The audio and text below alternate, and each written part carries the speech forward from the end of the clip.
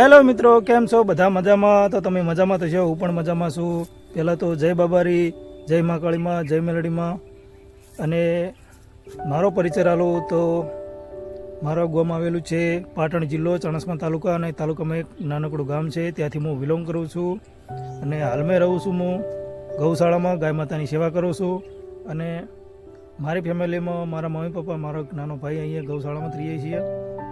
અને એક બીજી વાત કે મારા ગામમાં પોતાનું મારું ઘર કે જમીન કશી જ નથી.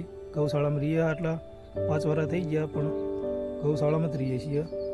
તો મેં પણ વિચાર્યું કે લાવો આપણે બ્લોગ ચાલુ કરીએ.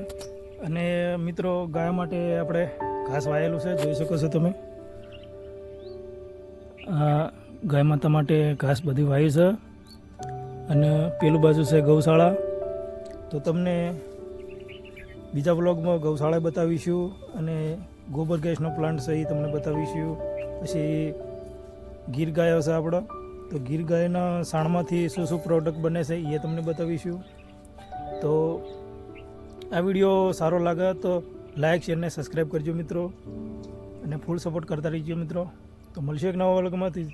તો સુધી જય માતાજી, જય બાબારી.